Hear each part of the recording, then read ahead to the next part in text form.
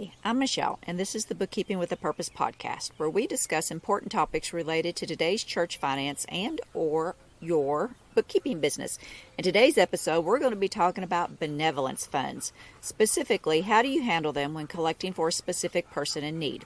The IRS has set guidelines regarding this situation, and we will cover those today. Let's get ready to learn. Hello, dear friend, and welcome to the Bookkeeping with a Purpose podcast. My name is Michelle Brown, and I am an enrolled agent and church finance consultant, and I love all things Jesus, church finances, business, and books. In this podcast, we will discuss the ins and outs of church finances and clergy taxes, along with how to serve the local church as a staff member, volunteer, or through your bookkeeping business, all while keeping Jesus at the center of everything you do.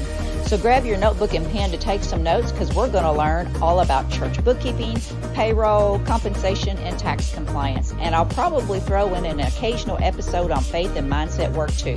So if this sounds like fun to you, then come on, let's get ready to learn. Welcome. Today's episode is titled Helping Those in Need Through Intentional Benevolence Giving. As you know, I believe that note takers are history makers, and there's nearly always something you can take notes on. And you're going to want to take notes today, because I'm going to give you some revenue rulings to write down. But before we get started, here is our cool quote for the episode, and I love this quote. You ready? This is from Nolan Bushnell, who was the creator of the Atari video game system. Mr. Bushnell said, "Everyone who's ever taken a shower has had an idea.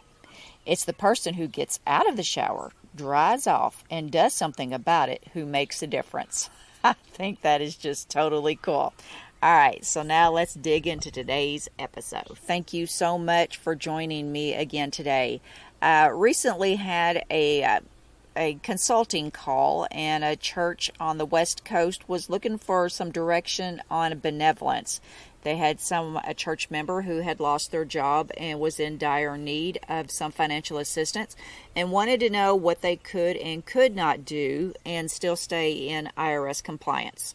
So I thought, well, I'm sure I have an audience who would like to know this as well. So I'm going to go over a few of the things that I shared with this church, and you can definitely get ready to take some notes. One of the first things that I want you to remember is that the IRS does have a cap on benevolence being given before it becomes taxable to the receiver. If you're giving benevolence to an employee or a family member of the employee, it is always taxable income to them. But if it is just a general member of the congregation or the community, you can give them up to $17,000 in 2023 as a gift before it becomes taxable. So that's the first thing you need to know. For the total for 2023 is $17,000. Another point we covered was making sure that your benevolence procedures are followed in compliance with your official benevolence policy. If you do not have a written policy on hand on how you're going to handle benevolence requests and how those funds will be distributed and, qualifications, are you going to have an application process? Is there a certain time period? Who will the checks be written to? You need to have all this figured out beforehand. And then you need to make sure that you're following that policy. And then additionally, this is the big one. We spent the most time talking about, we verified that donations earmarked for an individual are not tax deductible to the donor unless, and this is the kicker, unless there is an understanding that all donations received will be used by the church in a manner that is consistent with their purpose and mission and may be used for a different purpose should the church decide. The key is the church has to retain total control of how the funds are spent, regardless of the donor's request. So I wanted to give verification of the information that I shared with them, because I always want to make sure that the information we're given is correct. And we are going to be talking about, you ready to write this down, Revenue Ruling 62-113. Okay, I'm going to repeat that.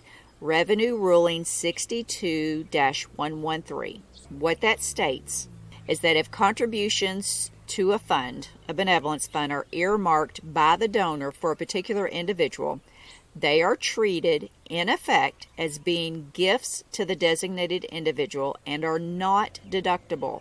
However, a deduction will be allowable where it is established that a gift is intended by a donor for the use of the organization and is not as a gift to the individual.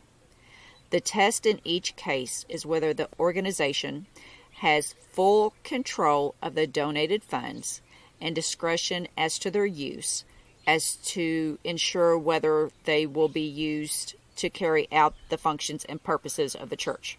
All of that, water it down, put it in simple terms, is the IRS is very specific when they say that donations to specific individuals are not tax deductible. We understand that.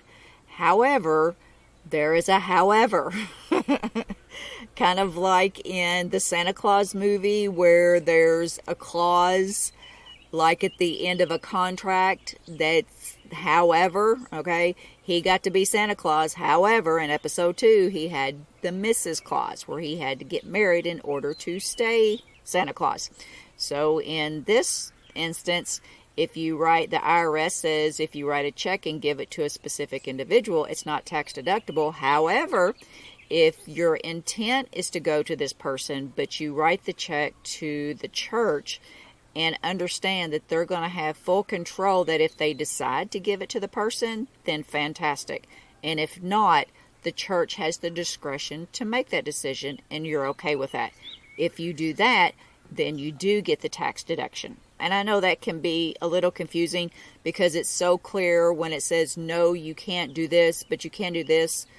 It's nothing is black and white with the IRS. There are so many gray areas, and that's why you need to make sure that you read further. Don't just stop. This test suggests that in some cases, it may be possible for a donor to deduct a restricted contribution to a church benevolence fund if the circumstances clearly demonstrate that it was what they call a mere suggestion or recommendation. The big deal here is that the IRS wants to ensure that the church has total 100% control over how the funds are spent. Just like when I talked about restricted and designated funds, we can't tell the church how to spend their money. If we try to do that, then it is not a donation. It is basically, here's my money, do with it what you want to, and if you don't, then give it back. Okay, you don't get a tax deduction for that. So you want to make sure that we're following the IRS regulations and that we are doing this in the proper way. Again, there's also, they had an IRS private letter ruling, which generally these only cover rulings for specific situations. But if you read IRS letter ruling 875-2031, it does reflect the thinking of the IRS, and it can have considerable relevance on how things go. In this particular ruling, they said that the donor's recommendation is advisory only. The church retains full control of the donated funds and the discretion as to their use, and the donor understands that his or her recommendation is advisory only, and that the church retains full control over the donated funds, including the authority to accept or reject the donor's recommendation. How you as the church leadership need to respond to this to make sure it's handled properly is to have in writing in your benevolence policy that you will accept donations with the understanding from the donor that if they would quote unquote earmark it for a particular person or for a particular ministry, that they understand that it's just a recommendation only, or they would like for it to happen this way. It is not an absolute, and it's not a bad idea if you're taking up a specified benevolence offering for a particular individual to announce it ahead of time and say, we are taking up this offering for the Brown family. Unfortunately, their house burned down. They lost absolutely everything they have, They have no savings, they have no insurance, that is incorrect, but we want to help them out as much as we can. We want to help them, cover their living cost in a hotel or a rental for 6 months, including food and, everything that they need. So that's going to be quite a large amount of money. But you need to specify, even though this offering is taking up specifically for the Brown family, we want you to know and to recognize that the church is still maintaining control of the funds. And if at any point at our discretion we feel that we need to use these funds in another manner, then you agree to that. Otherwise, don't give, something like that. That's what the IRS has to say about this. I will give you that revenue ruling again. It is Revenue Ruling 62-113, and that is the whole deal with this, is if you're not going to itemize your deductions, this doesn't make a bit of difference to your taxes whatsoever. It doesn't make a bit of difference to the church whatsoever. It doesn't make a bit of difference to the individual receiving the funds whatsoever. The only time that this even comes into consideration is if you need the tax deduction. Otherwise, you can give all you want to. Okay?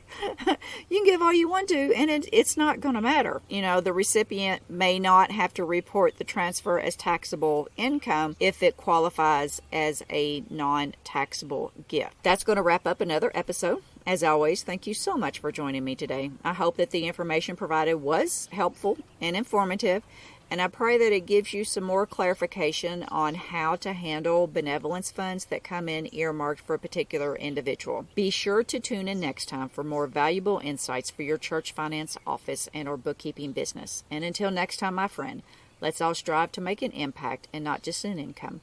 Take care, and remember to always look your best, do your best, and be your best. Talk to you soon. Bye-bye.